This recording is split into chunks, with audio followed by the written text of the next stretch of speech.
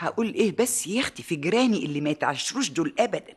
انت عارفه يا حبيبتي ان انا طول عمري نظيفه وشملوله وحاجتي دايما زي الفل، وده علشان بقى اغسل اول باول، ما خليش غسيل يتكوم على التاني ابدا.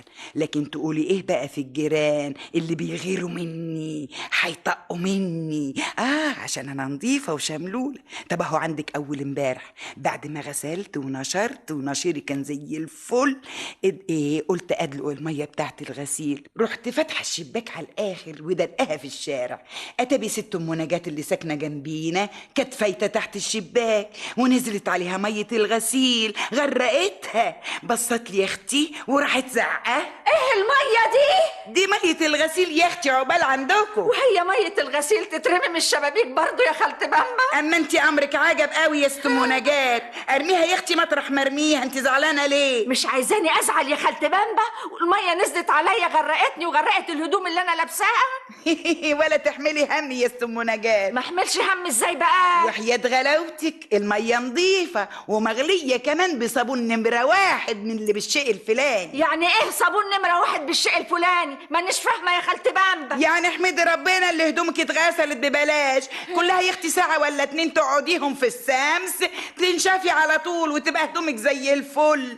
غلطتش يا اختي؟ اقوم ابص الاقي الست ام نجاة قال ايه تروح على الكراكون عدل وتعمل له مذكره، واللي في الكراكون يا اختي يعوموا على عمها ويعملوا لي قال ايه محضر عشان بدلق ميه في الطريق العام. حق النبي ده يصح برضه بين الجيران وبعضيهم. واحكي يا اختي للراجل ابو سيد يقول لي: حد يرمي الميه في الشارع من الشبابيك يا بامبا؟ امال دورات المياه معموله ليه؟ يا اخويا اصلا انا كنت جنب الشباك، ايه بقى اللي هيوديني دورة الميه؟ هو انت بس غاوي تعبي وخلاص؟ يبقى تستاهلي تروح تشتكيكي وتحبسك كمان. انت يا راجل انت معايا ولا مع الكراكون؟ يا بامبا انا مع الحق.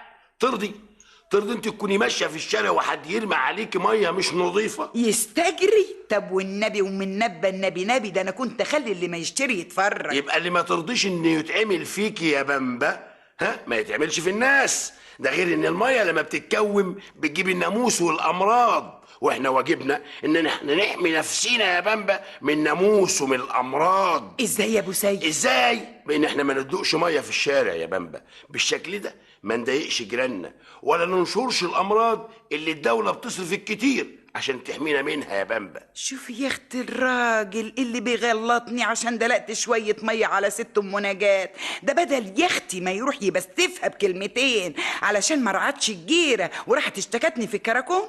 لكن هقول لكم ايه، طول عمره كده واقف ضدي وما يجيش في صفي ابدا. يا عيني عليا.